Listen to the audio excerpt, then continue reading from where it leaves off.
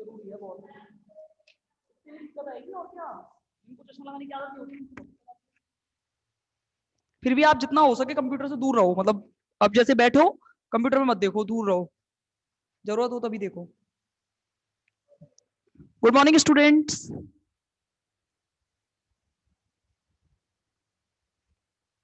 Good morning, कैसे हैं आप सभी? बढ़िया।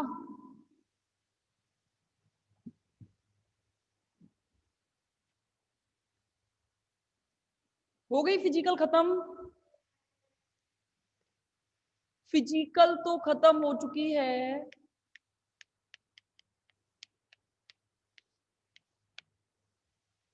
चले नई किताब की ओर, पढ़ना है या नहीं, मन है कि नहीं नई किताब पढ़ने का? है या नहीं मन? स्टार्ट करेंगे।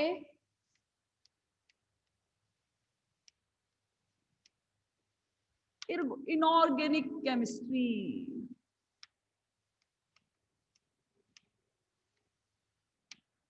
मैं ये कहूं कि तीनों सालों में अगर कोई इनऑर्गेनिक है तो वो यही है, मतलब अच्छी खासी इनऑर्गेनिक है। कहने का मतलब क्या है मेरा, कि जो हल्की सी टफ लगेगी आपको, क्योंकि आप फिजिकल पढ़ चुके हैं। फिजिकल आपने देख ली, पूरी लॉजिकल फिजिकल थी।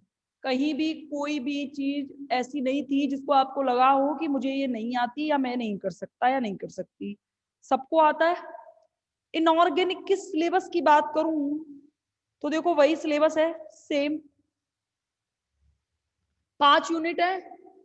यूनिट फर्स्ट की बात करें, सबसे पहले तो स्टार्टिंग में सिलेबस बताना जरूरी है। इसका नाम है कठोर एवं मृदु अम्ल क्षार। कठोर एवं मृदु अम्ल क्षार, और मैं इसे बहुत सिंपल सी भाषा में HSAB के नाम से जानते हैं। हार्ड सॉफ्ट कठोर मृदु एसिड बेस अम्ल क्षार। Hard soft acid base, unit first. Unit second का नाम है संक्रमण धातु संकुलों में लिगैंड बंधन।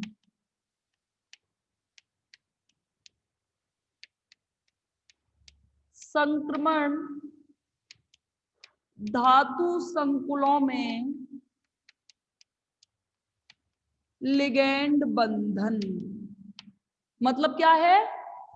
संक्रमण धातु जो हैं उसके जो कॉम्प्लेक्स बनेंगे उसमें लिगैंड की बॉन्डिंग देखनी है, यानी कि ligand bonding in transition metal complex. Ligand bonding, धातु लिगैंड बंधन है, मेटल लिगैंड बॉन्डिंग, इसका नाम है metal ligand bonding in metal complexes, transition metal complexes.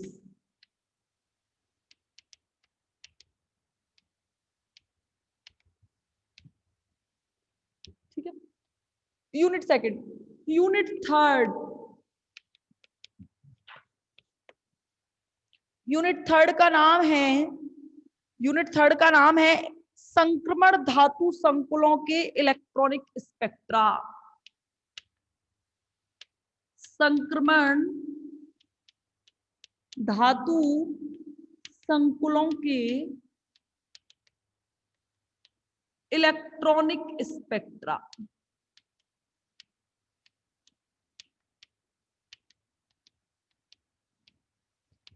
मतलब इंग्लिश में देखें, इलेक्ट्रॉनिक स्पेक्ट्रम इन वही same transition metal complex, transition metal complex.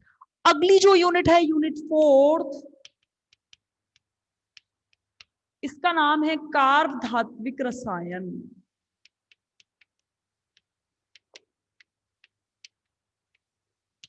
English में कहते हैं ऑर्गेनोमेटेलिक कंपाउंड्स।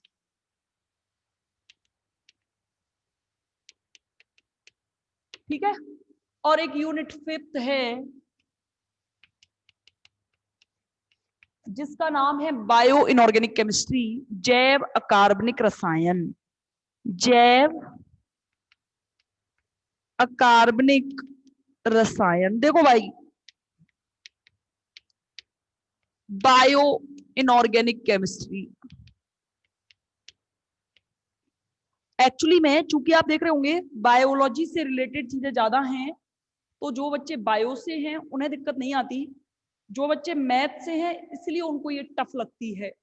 ध्यान रखना, ये जो लास्ट की पूरी यूनिट थ्योरेटिकल है, ये सेकंड और थर्ड यूनिट है ना, ये दोनों यूनिट थोड़ी सी सिंपल है। मतलब कहने का मतलब क्या है कि जिनमें थोड़ा मैथमेटिकल है, थोड़ा ऐसा लगेगा कि लॉजिकल है, कुछ कुछ याद रटना नहीं है, रटना। बाकी जो ये वाली यूनिट है, ये वाली यूनिट है, सब रटने की है, खतरनाक रटना है, रटना ही रटना है बस। Theory theory theory theory theory भर रही है। ये वाली यूनिट भी थोड़ी लॉजिकल है, बाकी ये जो 3 यूनिट है ये तो लॉजिकल है, बाकी ये 2 ये है, इसमें तो वही है, सोडियम क्लोराइड पंप, H2O चक्र मतलब जल चक्र, और वो कौन कौन से नाइट्रोजन चक्र, जो चक्र होते हैं उनके बारे में पढ़ेंगे अपन लोग। कुछ नहीं है, ये तो बस थ्योरेटिकल है, theory theory theory theory theory पढ़नी है हर जगह। इसीलिए ये दोनों यूनिट मुझे भी बकवास लगती हैं, पर करवानी है। ये तो फिर भी ठीक है, ऑर्गेनोमेटल कंपाउंड्स ये तो बहुत ही बकवास है। बायो इनऑर्गेनिक केमिस्ट्री जिसमें सिर्फ और सिर्फ बायोलॉजी से रिलेटेड चीजें भरी हुई हैं, जो बायो वाले बच्चे हैं उनको दिक्कत नहीं आएगी, वो मुझे भी समझाएंगे कि आखिर होता क्या है, मुझसे कुछ गलती हो जाए तो। मैं जो स्टार्ट कर रही हूँ, चूंकि मुझे सेकंड थर्ड यूनिट बहुत अच्छी लगती है, थोड़ी लॉजिकल भी है, और थर्ड यूनिट इसमें सबसे सरल है। चूंकि मैं चलूंगी सरल से कठिन की ओर, यानी कि सबसे पहले मैं आपको करवाऊंगी इजी यूनिट, उसके बाद में, हाँ ठीक है, नोट्स भेज देंगे, अभी उनके अभी पीडीएफ बनाना बाकी है, पीडीएफ बनानी है, ठीक है। नोट्स की चिंता मत करो, बस केवल बोर्ड पे ध्यान देंगे। मैं जो स्टार्ट करने जा रही हूं वो है यूनिट 3, संक्रमण धातु संकुलों के इलेक्ट्रॉनिक स्पेक्ट्रा। चूंकि ये बहुत सरल, सरल का मतलब ऐसे भी नहीं है कि बहुत ज्यादा सरल है, ठीक है, ठीक है, और थोड़ा फिजिकल केमिस्ट्री से रिलेटेड है, फिजिकल पढ़ के आ चुके हो तो वहां से रिलेटेड है, इसलिए मैं इसको पहले ले रही हूं। तो यूनिट 3 जो है, जिसका नाम है संक्रमण धातु संकुलों के इलेक्ट्रॉनिक स्पेक्ट्रा, क्या स्टार्ट कर रही हूं मैं, यूनिट 3 स्टार्ट कर रही हूं। यूनिट 3 जिसका नाम है संक्रमण धातु संकुलों के इलेक्ट्रॉनिक स्पेक्ट्रा। हिंदी में नहीं लिखा जाता, इसीलिए, चूंकि मुझे मेन स्टार्टिंग जो करनी है वो स्टार्टिंग करनी है इलेक्ट्रॉनिक स्पेक्ट्रा से। पहले मैं बात करूंगी कि मैं अभी नाम तो समझूं, पहले चैप्टर का नाम क्या है, यूनिट का नाम क्या है। तो सबसे पहला मेरा जो टॉपिक है जिसका नाम है इलेक्ट्रॉनिक ट्रांजिशन,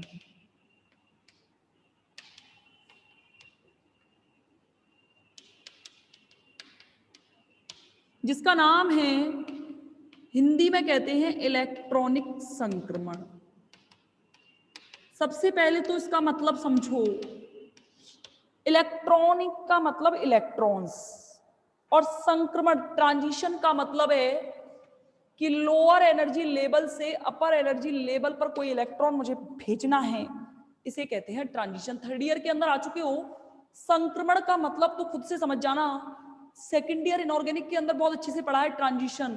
कोई मैं यहां खड़ी हूं, इससे मुझे इस अपर लेवल तक पहुंचानी है कोई चीज, तो यहां से यहां जाने की प्रक्रिया जो है वो कहलाती है ट्रांजिशन। चूंकि मुझे इलेक्ट्रॉन्स के ट्रांजिशंस पढ़ने हैं तो मुझे कराना है इलेक्ट्रॉनों का ट्रांजिशन। अगर मैं कहूं इलेक्ट्रॉनिक संक्रमण की परिभाषा क्या होगी, तो परिभाषा होगी इलेक्ट्रॉनों का निचले स्तर से ऊपरी स्तर, यानी कि लोअर एनर्जी लेवल से अपर एनर्जी लेवल पर जब इलेक्ट्रॉन जाता है तो यह कहलाता है इलेक्ट्रॉन का संक्रमण। क्या कहलाता है? इलेक्ट्रॉन का संक्रमण। ये पढ़ चुके हो ना सब कुछ, इसमें तो स्पेक्ट्रोस्कोपी में अच्छे से पढ़ा है, हम स्पेक्ट्रम बनाना भी सीखते हैं। यहां पढ़ना है मुझे इलेक्ट्रॉनिक ट्रांजिशंस के टाइप्स, यहीं से पेपर में आना स्टार्ट होता है। मेरा टॉपिक है जिसका नाम है टाइप्स ऑफ इलेक्ट्रॉनिक ट्रांजिशन।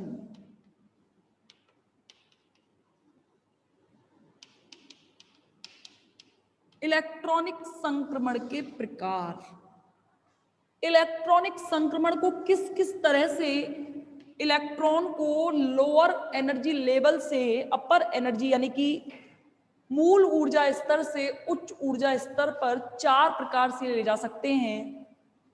पहला है डी डी संक्रमण,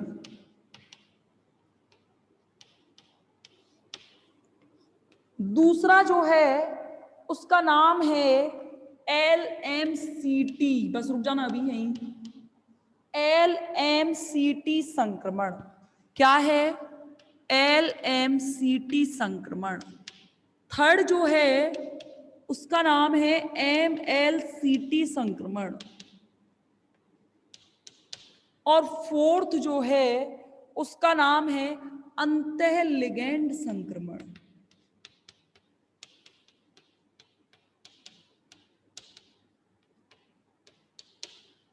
ये 4 प्रकार के हैं और चारों को डिटेल में पढ़ना है। स्टार्टिंग पेपर में यही से आती है, और मैं बता दूं ये दोनों बहुत पूछे जाते हैं, LMCT और MLCT।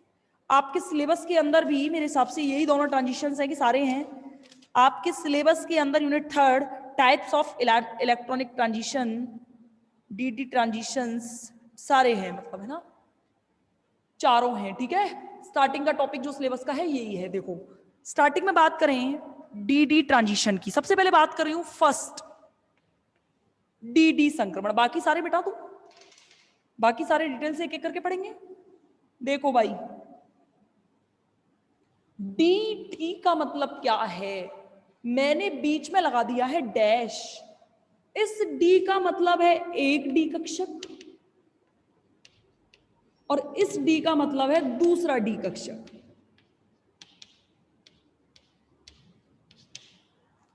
D कक्षक कितने होते हैं? 5। D कक्षक कितने होते हैं भाई? 5 होते हैं ना। पहला है आपका कौन सा? DXY, दूसरा कौन सा है? DYZ, तीसरा कौन सा है? DZX, चौथा कौन सा है? DX² - Y², और पांचवा कौन सा है? DZ²। ठीक है, अगर मैं स्कैंडियम की बात करूं, जैसे मैंने आयरन की बात की है, जब मैंने आयरन की बात की है तो इसके अंदर D कक्षक होते हैं ना प्रेजेंट, D कक्षक प्रेजेंट होते हैं, तो वो होते हैं 5। पहला कौन सा? DXY, DYZ, DZX, DX² - Y², DZ², 5 है। लेकिन ये जब पांचों की बात की जाए तो आयरन के लिए पांचों ऐसी स्थिति में रहते हैं। कैसी स्थिति में? ऐसी स्थिति में। लेकिन अगर मैंने कह दिया कि इसके साथ मैंने कोई लिगेंड जोड़ दिया, ये लिगेंड कहलाता है। ध्यान होगा, जो आयरन के साथ सीधे संयोजकता बंध बनाए इसे कहते हैं लिगेंड।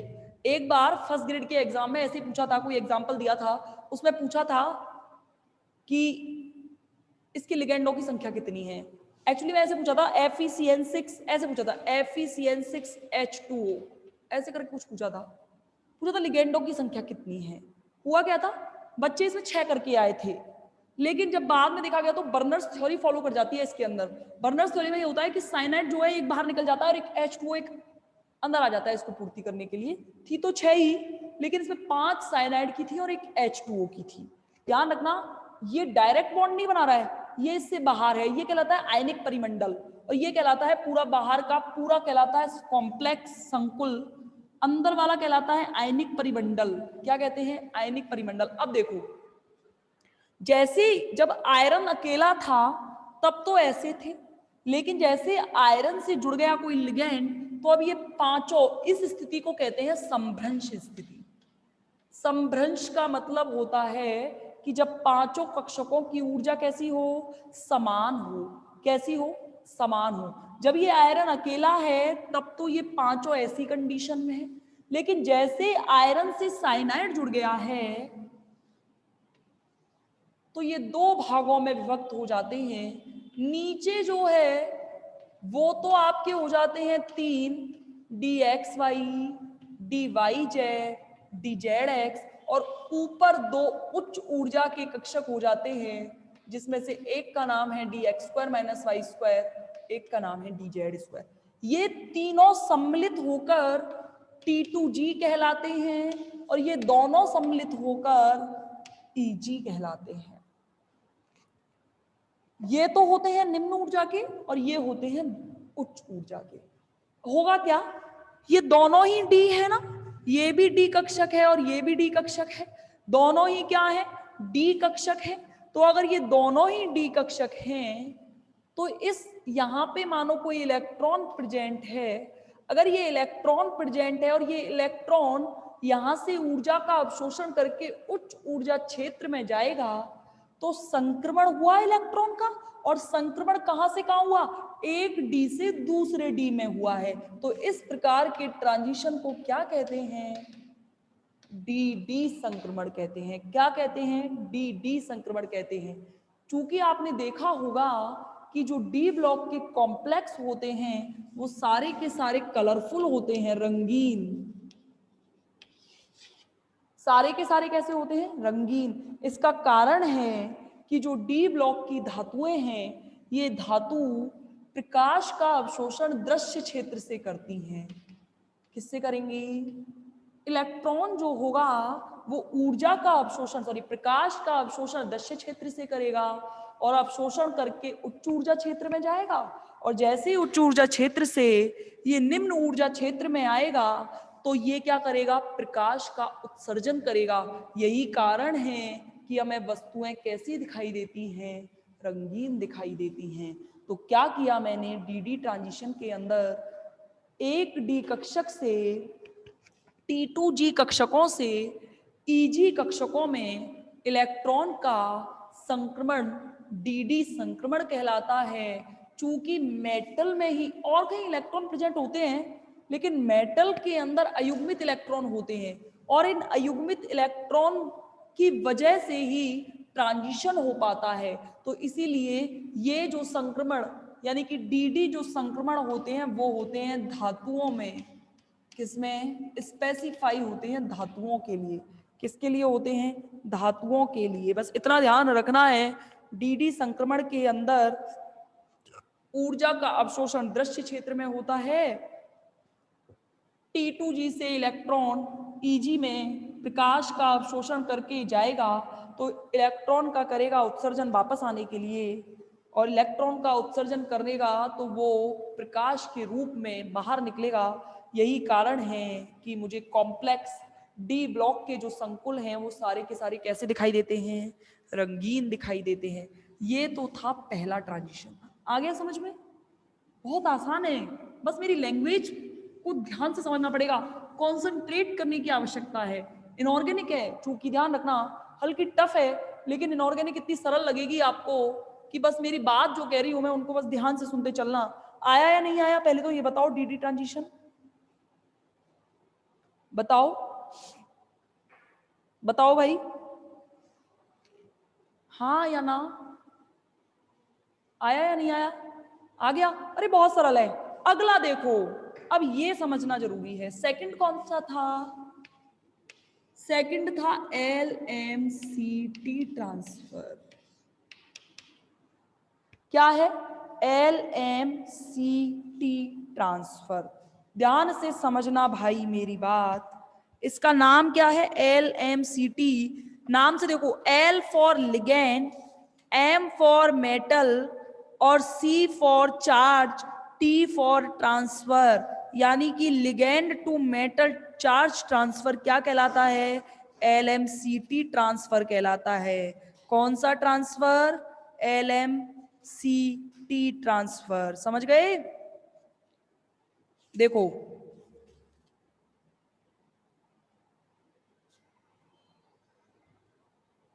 देखो भाई, नाम क्या है इसका, लिगेंड, मेटल, लिगेंड मेटल, दिख रही है बोर्ड, बोर्ड दिख रहा है ना?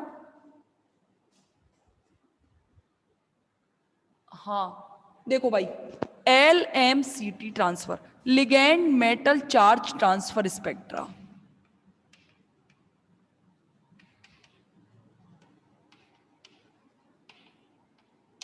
ध्यान से समझना भाई, नाम दिख रहा है, लिगेंड से मेटल की ओर अगर इलेक्ट्रॉन्स का ट्रांसफर होगा, ट्रांसफर नहीं ट्रांजिशन, ट्रांसफर नहीं ट्रांजिशन, संक्रमण कराना है मुझे, स्थानांतरण नहीं कराना है, दोनों में डिफरेंस है संक्रमण और स्थानांतरण में। संक्रमण का मतलब तो ये है कि, स्थानांतरण का मतलब तो ये है कि इलेक्ट्रॉन चला गया वापस नहीं आ सकता भाई, और ट्रांजिशन का मतलब ये है कि इलेक्ट्रॉन गया और जाके वापस आराम से आ सकता है, गया और जाके वापस अपने में लौट कर आता है क्षेत्र में।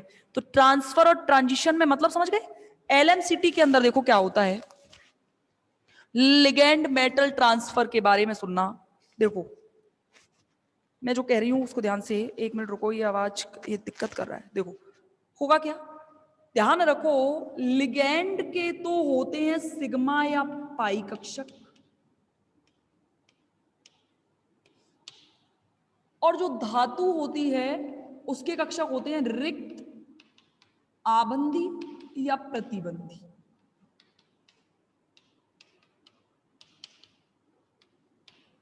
ये चीज ध्यान रखनी है। लिगेंड के अंदर सिग्मा, अरे लिगेंड का मतलब क्या है, ये मेरा लिगेंड है, लिगेंड के अंदर ऐसे, लिगेंड भाई पहले से इलेक्ट्रॉन बहुत होते हैं इस पे, लिगेंड की आदत होती है मेटल को इलेक्ट्रॉन, मेटल क्या चाहिए, मेटल को चाहिए इलेक्ट्रॉन्स, और लिगेंड क्या है, अरे लिगेंड मेटल आपस में रिएक्शन क्यों करते हैं, मेटल लिगेंड आपस में रिएक्शन क्यों करते हैं, मेटल के भाई हमें किसी के साथ अगर बंधन बनाना है तो हमारे पास कोई कमी है, उसके पास अधिकता है, हमें वो चीज उससे लेनी है या उसे देनी है, बस दो ही चीज है। मेटल तो क्या है, मेटल को तो आपने सुना होगा रिक्त कक्षक होते हैं मेटल के अंदर, तो धातु जो है उसके अंदर रिक्त बी कक्षक पाए जाते हैं, मेन देखा होगा आपने। धातुओं की पहचान ही यही है, परिभाषा ही यही है, धातु वे होती हैं जिसमें रिक्त कक्षक पाए जाते हैं। देखो होगा क्या, मेटल के अंदर तो होंगे रिक्त कक्षक, लिगेंड के अंदर पाए जाएंगे या तो पाई इलेक्ट्रॉन्स या पाए जाएंगे सिग्मा इलेक्ट्रॉन्स।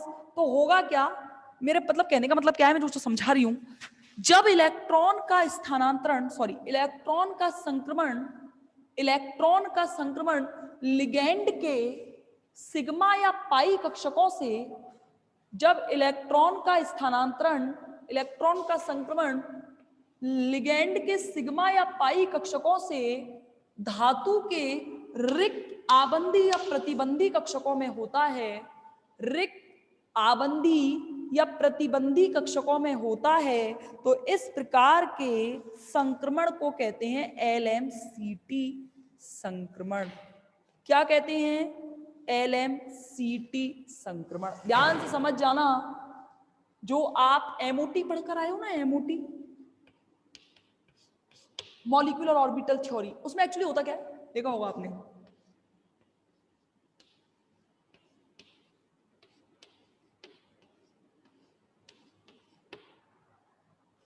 वैसे तो मैं इसके बारे में बाद में बात करूंगी। होता क्या है, इसमें होते हैं लिगेंड और मेटल।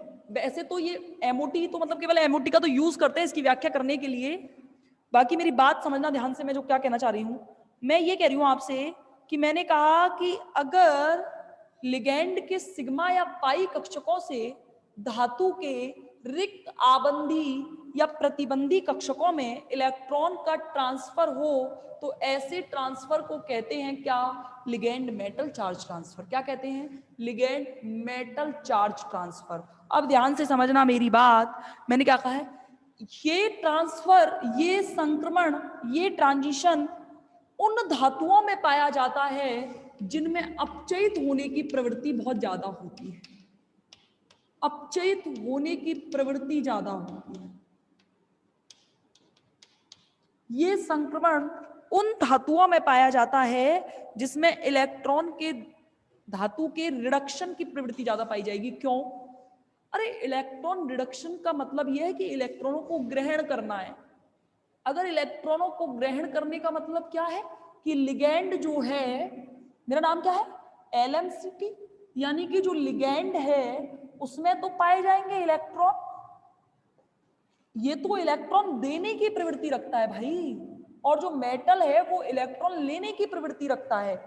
तो इलेक्ट्रॉन अगर लेना है उसको, तो इसका मतलब इसमें अपचयित होने की प्रवृत्ति ज्यादा होनी चाहिए, नहीं होनी चाहिए। यानी कि इस प्रकार का संक्रमण उन धातुओं में पाया जाएगा जिनमें इलेक्ट्रॉनों को ग्रहण करने की या इलेक्ट्रॉनों को अपचयित करने की प्रवृत्ति क्या होगी, ज्यादा होगी। इस प्रकार के संक्रमण की व्याख्या जो है वो हम, ध्यान रखना, इस प्रकार के संक्रमण की व्याख्या हम MOT से करते हैं।